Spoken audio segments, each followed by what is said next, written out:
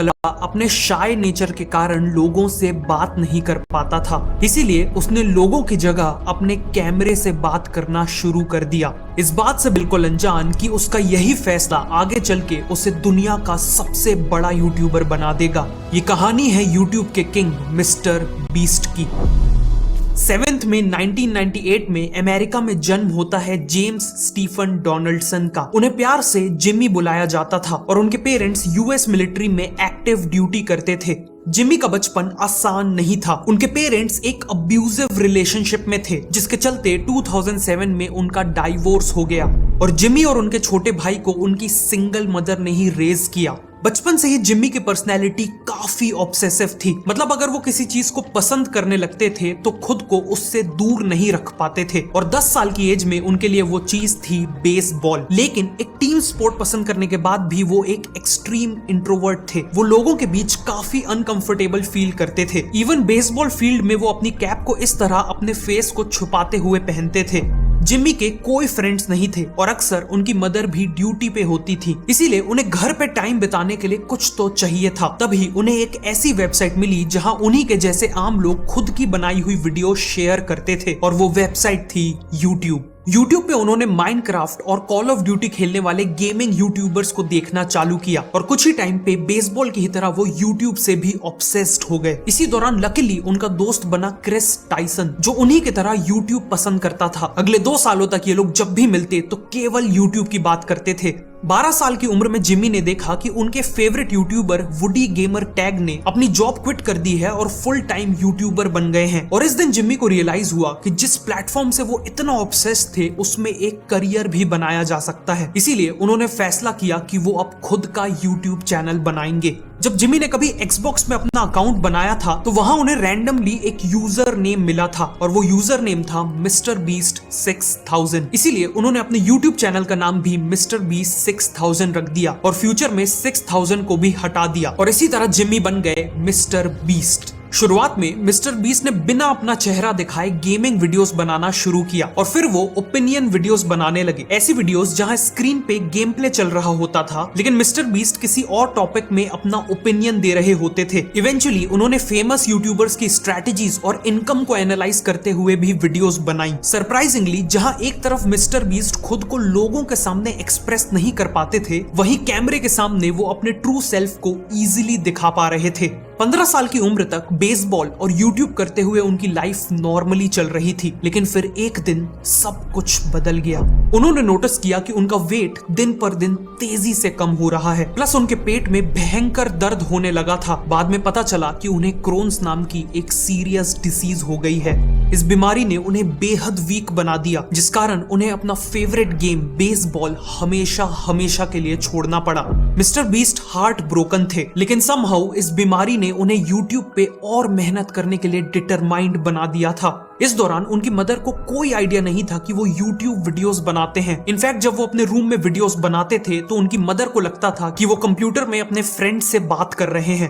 Mister beast इस वक्त अपने विंडोज फोन में वीडियोस बनाते थे जो 480p पे शूट करता था और एडिटिंग के लिए वो अपने भाई का पुराना लैपटॉप यूज करते थे। लेकिन अब उन्हें समझ आ गया था कि अच्छी वीडियोस बनाने के लिए उन्हें बेटर इक्विपमेंट्स की जरूरत होगी। इसीलिए उन्होंने अगले 1 साल तक एक डॉलर बचाया और एक लैपटॉप, माइक और लाइट जैसे बेसिक इक्विपमेंट्स खरीद लिए। साथ ही उन्होंने अपने पेरेंट्स के पीछे पड़ के एक सेकंड हैंड आईफोन भी ले लिया। अच्छे इक्विपमेंट्स आ जाने के बाद वो IRL यानी इन रियल लाइफ वीडियोस बनाने लगे। इन वीडियोस में जनरली वो और क्रिस स्किट्स किया करते थे जिनका केवल एक एम था, लोगों को एंटरटेन करना। इस वक्त तक मिस्टर बीस्ट को यूट्यूब करते हुए पूरे 7 साल बीत चुके थे, लेकिन उन्हें सक्सेस नहीं मिल पाई थी। ऐसे में वो यूट्यूब को केवल एक ही कारण से कंटिन्यू कर पाए, उनका एक्सट्रीम पैशन। उस समय भी उनका थॉट प्रोसेस था कि या तो मैं दुनिया का सबसे बड़ा यूट्यूबर बन जाऊंगा या अपनी लाइफ के एंड तक बिगेस्ट यूट्यूबर बनने का ट्राई करता रहूंगा। लेकिन उनकी मदर की थॉट प्रोसेस ऐसी नहीं थी। मिस्टर बीस्ट अब 17 साल के हो चुके थे और उन्होंने अपनी मदर से कहा कि वो कॉलेज ना जाके यूट्यूब पे अपना फुल टाइम करियर बनाना चाहते हैं। ऐसे में मदर ने उन्हें एक अल्टीमेटम दे दिया, अगर जिम्मी को उनके घर में रहना था तो उन्हें कॉलेज जाना पड़ेगा, वरना उन्हें घर छोड़ना पड़ेगा।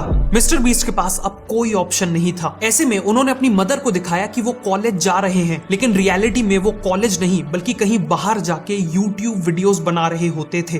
2015 में मिस्टर बीस्ट ने ऐसी वीडियोस बनाना चालू की जो काफी यूनिक हो और उनमें बहुत ज्यादा एफर्ट लगता हो। जैसे इस वीडियो में उन्होंने एक टेबल को चाकुओं से काटा, लेकिन कैच ये था कि ये चाकू प्लास्टिक के थे, जिस कारण ये काम काफी मुश्किल हो गया और वीडियो काफी यूनिक। कॉलेज के फर्स्ट मंथ के दौरान उनकी ये वीडियोस अच्छा परफॉर्म करने लगी और उनकी इनकम इतनी होने लगी कि वो अपनी मदर का घर छोड़ के इंडिपेंडेंटली शिफ्ट हो गए। मिस्टर बीस्ट की ही तरह सुंदर पिचाई, सत्या नडेला और अरविंद श्रीनिवास जैसे एंटरप्रेन्योर्स को भी सक्सेसफुल बनने के लिए अपने घर से दूर निकलना पड़ा था। इन तीनों में एक चीज कॉमन ये है कि इन्होंने अपनी हायर एजुकेशन का कुछ हिस्सा फॉरेन यूनिवर्सिटीज से कंप्लीट किया है। इन्हीं की तरह शायद आप भी अब्रॉड जाकर पढ़ाई करना चाहते हैं, लेकिन यूनिवर्सिटीज की complex application process, visa rejection और हाई फीस ने आपको रोक रखा है। ऐसे में मैं आपको सजेस्ट करूंगा लेवरेज एड्यू, जिनके थ्रू 95% स्टूडेंट्स को केवल 4 हफ्तों में ही फॉरेन यूनिवर्सिटीज में एडमिशन मिल जाता है। ये पॉसिबल है क्योंकि लेवरेज एड्यू की 850 से ज्यादा ग्लोबल यूनिवर्सिटीज से पार्टनरशिप है, जिसके चलते ये आपको प्रायोरिटी एडमिशंस दिलवाते हैं। लेकिन लेवरेज एड्यू का काम केवल एडमिशंस पे खत्म नहीं होता। एडमिशन के साथ साथ ये आपको टेस्ट प्रिपरेशन, वीजा,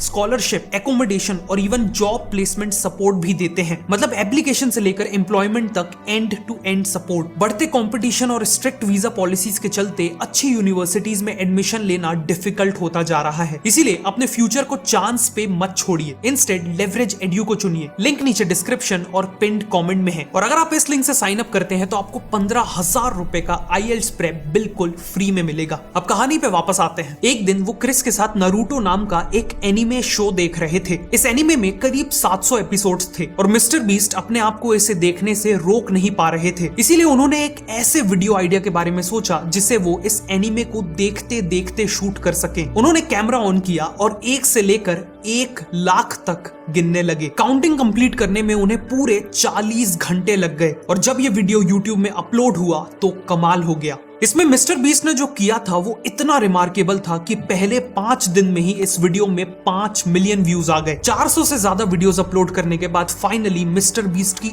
एक वीडियो वायरल हो गई थी। ये मिस्टर बीस्ट के लिए एक लाइट बल्ब मूवमेंट था। उन्हें समझ आ गया कि यूट्यूब में सक्सेसफुल होने के लिए उन्हें बेहद इंटरेस्टिंग और अनबिलीवेबल चीजें करनी होंगी। इसके बाद उन्होंने 2 लाख तक गिनते हुए वीडियोस बनाई। एक वीडियो में माइक्रोवेव को माइक्रोवेव के अंदर रख के उसे चालू कर दिया और इवन प्लास्टिक कप से एक किला बना डाला। इन्हीं वीडियोस के बलबूते 2017 तक उनके सब्सक्राइबर्स 30,000 से बढ़कर 1 मिलियन के मैजिकल नंबर तक पहुंच गए। इस स्टेज पे आने के बाद उन्हें मिली अपनी पहली ब्रांड डील। क्विड नाम के एक ब्रांड ने उन्हें $5,000 ऑफर किए, लेकिन मिस्टर बीस्ट ने ब्रांड से कहा कि वो उसे $10,000 दे, जिसके बदले वो प्रॉमिस करते हैं कि उनकी ये वीडियो वायरल जाएगी। लकीली ब्रांड मान गया। मिस्टर बीस्ट ने इन पैसों से जो किया वो कोई और यूट्यूबर सपने में भी करने का नहीं सोच सकता। वो अपने घर से निकले और उन्हें जो भी पहला होमलेस आदमी मिला उन्होंने उसे वो पूरे $10,000 दे दिए। क्रिस ने इसे रिकॉर्ड किया और उस आदमी के रिएक्शन को फिल्म किया और जब इसे यूट्यूब में अपलोड किया गया तो ये वायरल हो गई। इस वीडियो की सक्सेस को देख के और भी ब्रांड्स मिस्टर बीस्ट के साथ पार्टनरशिप करने लगी और मिस्टर बीस्ट ने इन्हीं पैसों से इस डोनेशन सीरीज को कंटिन्यू रखा। जैसे इस वीडियो में उन्होंने मल्टीपल ट्विच स्ट्रीमर्स को $10,000 दिए। इस वीडियो में पिज्जा डिलीवरी मैन को $10,000 दिए और फिर एक वीडियो में तो उन्होंने अपनी मदर को ही $1 लाख दे दिए, जिससे उनकी मदर अपने घर का लोन चुका पाई। मिस्टर बीस्ट की स्ट्रेटजी सिंपल थी। वो वीडियो से कमाए अपने पूरे पैसों को अगली वीडियो में डोनेट कर देते थे। 10-20 हजार $10,000 यूं ही किसी को दे देना इतना यूनिक आइडिया था कि लोग इस पे क्लिक किए बिना नहीं रह पाते थे। और जब लोग जरूरतमंद लोगों का रिएक्शन देखते थे, उनका भला होते देखते थे, तो उनके मन में एक पॉजिटिव फीलिंग होती थी, जिसे साइकोलॉजी में वार्म ग्लो इफेक्ट कहा जाता है। इसी कारण ये वीडियोस अच्छा परफॉर्म करती थी। वीडियोस की अच्छी परफॉर्मेंस से मिस्टर बीस्ट को यूट्यूब एड रेवेन्यू और ब्रांड से और भी ज्यादा पैसा मिलता था, जिससे फाइनली उनकी फ्यूचर की वीडियोस और भी ज्यादा बेटर होती जाती थी। बेसिकली मिस्टर बीस्ट ने एक नेवर एंडिंग साइकिल को क्रैक कर लिया था। 2018 में मिस्टर बीस्ट अपनी स्टंट वीडियोस को भी नेक्स्ट लेवल पे ले गए, जहां एक साल पहले तक वो टेबल को काटना या 1 लाख तक काउंट करने जैसी वीडियोस बनाते थे, वहीं अब वो अपनी वीडियोस में हजारों डॉलर्स इन्वेस्ट करके स्टंट्स को नेक्स्ट लेवल पे ले जाने लगे। जैसे उन्होंने कार्डबोर्ड बॉक्सेस का यूज करके एक मैसिव मैंशन बना दिया, एक ऐसे उबर ड्राइवर बन गए जो टैंक चलाता है और 24 घंटों तक पानी के अंदर रहे। इसके अलावा उन्होंने एक नया वीडियो फॉर्मेट भी स्टार्ट किया और वो फॉर्मेट था चैलेंजेस। इन वीडियोस में पार्टिसिपेंट्स को एक इंटरेस्टिंग टास्क दिया जाता था और जीतने वाले को एक बहुत बड़ा प्राइज मिलता था। जैसे इस वीडियो में आखिर तक जो भी लैम्बोर्गिनी में हाथ रखा रहेगा, ये लैम्बोर्गिनी उसकी हो जाएगी। सिमिलरली इस वीडियो में तो उन्होंने विनर को एक प्राइवेट जेट ही दे दिया। इन वीडियो से अच्छी बात ये हुई कि मिस्टर बीस्ट के कई और दोस्त इन वीडियोस में शामिल होने लगे, जैसे चैंडलर, कार्ल और नोलन, और इन कैरेक्टर्स की पॉपुलैरिटी बढ़ने से भी रिटर्निंग व्यूअर्स बढ़ गए। 2018 में उन्होंने 3 मिलियन सब्सक्राइबर्स अचीव कर लिए, लेकिन अभी भी मिस्टर बीस्ट को पता था कि उनके वीडियोस के थंबनेल्स पे बहुत काम करना बाकी था। अभी तक उनके थंबनेल्स काफी रॉ थे और उन्हें ज्यादा स्ट्रेटेजिकली डिजाइन नहीं किया गया था, लेकिन अब उन्होंने अपने थंबनेल्स में कमाल की साइकोलॉजिकल स्ट्रेटेजीज यूज करना चालू कर दिया। जैसे इस वीडियो में वो 24 घंटे सॉलिटरी कन्फाइनमेंट में बिताते हैं और उसके थंबनेल में वो एक ऐसा फॉर्मेट यूज करते हैं जिसे कहते हैं नो क्लटर। ये थंबनेल बिना किसी क्लटर के काफी क्लीन है, जिस कारण व्यूअर का अटेंशन ऑटोमेटिकली मेन कैरेक्टर पे जाता है। इसी तरह अपने इस थंबनेल में वो स्मॉल एंड बिग स्ट्रेटेजी का यूज करते हैं। इसमें एक एलिमेंट काफी छोटा है और एक एलिमेंट बहुत बड़ा। इस वीडियो में वो वर्ल्ड का लार्जेस्ट लेगो टावर बना रहे थे, इसीलिए वो बैकग्राउंड में इस टावर को रखते हैं और सामने खुद को रखते हैं। ह्यूमन माइंड में एक एवरेज इंसान के साइज की एक्यूरेट इमेज है, इसीलिए हमारा माइंड इंस्टेंटली शॉक हो जाता है ये देखकर कि ये टावर एक ह्यूमन से कई गुना ज्यादा बड़ा है, जिस कारण लोग थंबनेल पे क्लिक कर देते हैं। फाइनली उन्होंने कलर थ्योरी का यूज किया ताकि उनके थंबनेल्स में एलिमेंट्स उभर के आए। जैसे इस थंबनेल में उन्होंने बैकग्राउंड वॉल को ब्लैक कर दिया ताकि वो खुद ऑरेंज कपड़ों में उभर के आए, हाईलाइट हो, जबकि वीडियोस में ये वॉल्स व्हाइट कलर की थी। इन्हीं स्ट्रेटजी से उनकी वीडियोस का क्लिक थ्रू रेट कई गुना बढ़ गया।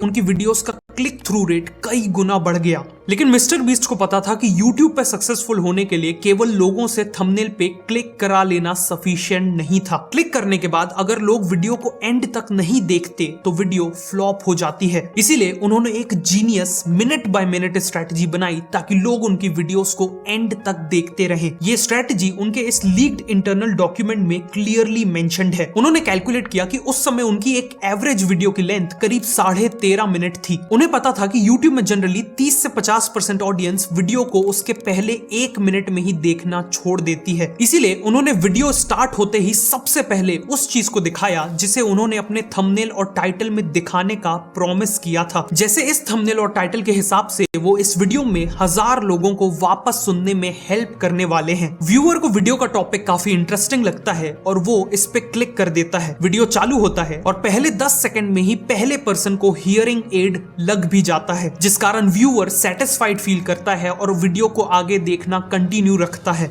इसके बाद 1 से 3 मिनट में वो वीडियो में क्रेजी प्रोग्रेशन नाम की एक स्ट्रेटेजी यूज करते हैं। बेसिकली इस पार्ट में स्टोरी को बहुत तेजी से आगे बढ़ाया जाता है ताकि व्यूअर स्टोरी में इन्वॉल्व हो जाए और फाइनल आउटकम देखने के लिए एक्साइटेड फील करे। फिर 3 मिनट के मार्क पे मिस्टर बीस्ट री एंगेजमेंट इंट्रोड्यूस करते हैं। बेसिकली वो कुछ ऐसा करते हैं जो इतना इंटरेस्टिंग हो कि व्यूअर सरप्राइज हो जाए। जैसे एक वीडियो में उन्होंने क्रेन से घर को गिरा दिया था, या कई चैलेंजेस में वो एक अनएक्सपेक्टेड ट्विस्ट इंट्रोड्यूस करते हैं। अगर कोई व्यूअर बोर होने लगा था तो इसी री एंगेजमेंट से वो वापस हुक हो जाता है। मिनट 3 से 6 में फास्ट और एक्साइटिंग कंटेंट होता है जो स्टोरी और कैरेक्टर से इमोशनल कनेक्शन बिल्ड करता है। 6 मिनट मार्क में एक और री एंगेजमेंट इंट्रोड्यूस किया जाता है। फिर एंड तक स्टोरी कंटिन्यू होती है और एंड में रेजोल्यूशन दिया जाता है जिसका एम होता है लोगों को मैक्सिमम सेटिस्फैक्शन देना। रेजोल्यूशन होते ही वीडियोस को झटके से एंड कर दिया जाता है ताकि 1 सेकंड का भी रिटेंशन लॉस ना हो। मिस्टर बीस्ट की ये सभी स्ट्रेटजीज कमाल की थी और इन्हीं के चलते 2019 में उन्होंने 20 मिलियन सब्सक्राइबर्स अचीव कर लिए। अगले कुछ सालों में उन्होंने फीस्टेबल्स नाम की अपनी better for you chocolate brand launch की, व्यू स्टैट्स नाम का यूट्यूब एनालिटिक्स टूल लॉन्च किया और 2024 में वो 300 मिलियन सब्सक्राइबर्स का नंबर क्रॉस करके वर्ल्ड के सबसे बड़े यूट्यूबर बन गए। इन शॉर्ट मिस्टर बीस्ट अपनी सक्सेस की पीक पर पहुंच गए, लेकिन तभी कहानी में एक बहुत बड़ा ट्विस्ट आता है। मिड 2024 में मिस्टर बीस्ट का एक एक्स एम्प्लॉय डॉसन फ्रेंच उन्हें एक्सपोज करते हुए 2 शॉकिंग वीडियोस बनाता है। इन वीडियोस में मिस्टर बीस्ट पे कई सारे एलिगेशंस लगे होते हैं, जैसे कि मिस्टर बीस्ट अपनी वीडियोस में कंप्यूटर जनरेटेड ग्राफिक्स यूज करके उन्हें फेक करते हैं। सेकंड एलिगेशंस था कि मिस्टर बीस्ट के फिलैंथ्रोफी चैनल में कई डोनेशंस और चैरिटी भी फेक हैं, और ये भी एलिज किया गया कि उनकी जो चैलेंजेस और कंपटीशन वाली वीडियोस में जो प्राइज मनी होता है वो विनर्स को मिलता ही नहीं है। इन दोनों वीडियोस में 1 करोड़ से ज्यादा व्यूज आए और पूरी यूट्यूब कम्युनिटी में बवाल मच गया। मिस्टर बीस्ट की वीडियोस में मिलियंस ऑफ डिसलाइक्स आने लगे, ब्रांड्स ने करोड़ों की डील कैंसिल कर दी और एक्स पे #boycott_MrBeast ट्रेंड करने लगा। सभी को लगा कि मिस्टर बीस्ट का डाउनफॉल शुरू हो चुका है, लेकिन कहानी अभी बाकी थी। ऐसे में कोई और क्रिएटर होता तो शायद पैनिक कर जाता, लेकिन मिस्टर बीस्ट ने मैच्योरिटी दिखाई और इन एलिगेशंस पे इमीडिएटली कोई रिएक्शन नहीं दिया। कुछ टाइम बाद सॉगी सीरियल नाम के एक यूट्यूब चैनल ने एक डिटेल्ड वीडियो बनाई जिसमें उस एक्स एम्प्लॉय डॉसन के ज्यादातर एलिगेशंस को गलत साबित कर दिया। फॉर एग्जांपल, डॉसन ने क्लेम किया था कि मिस्टर बीस्ट ने इस वीडियो में कंप्यूटर जनरेटेड श्रेडर दिखाया है, जबकि ये श्रेडर रियल था। ऐसे ही और भी कई एलिगेशंस इस वीडियो में गलत साबित हो गए। इसके कुछ ही हफ्तों बाद मिस्टर बीस्ट ने भी एक 2.5 घंटे का पॉडकास्ट किया और सभी एलिगेशंस पर एक-एक करके अनफिल्टर्ड जवाब दिया। फॉर एग्जांपल, उन्होंने बताया कि उनका बीस्ट फिलैंथ्रोफी चैनल एक रजिस्टर्ड नॉन प्रॉफिट कंपनी है और उसके सभी ऑडिटेड अकाउंट्स पब्लिकली अवेलेबल हैं। बेसिकली पूरी दुनिया में कोई भी चेक कर सकता था कि इन वीडियोस में की गई चैरिटी रियल है। इन वीडियोस के सामने आने के बाद डॉसन इंटरनेट से पूरी तरह गायब हो गया और इवेंचुअली मिस्टर बीस्ट ने अपने फैंस का विश्वास वापस जीत लिया और अपने करियर के सबसे बड़े क्राइसिस को सक्सेसफुली ओवरकम कर लिया। आज मिस्टर बीस्ट की नेटवर्थ $1 बिलियन से ज्यादा है। वो Amazon प्राइम के साथ $100 मिलियन का शो बना चुके हैं और वो आर्ग्यूबली हमारी जनरेशन के सबसे लेजेंडरी एंटरटेनर बनने वाले हैं। लेकिन सबसे इंस्पायरिंग बात यह है कि इन सब की शुरुआत एक ऐसे लड़के ने की थी जो पब्लिक में 2 शब्द बोलने से भी घबराता था। ये कहानी थी मिस्टर बीस्ट की। अगर आपको ये वीडियो अच्छी लगी तो मैं रिकमेंड करूंगा कि आप नेक्स्ट इस वीडियो को देखें।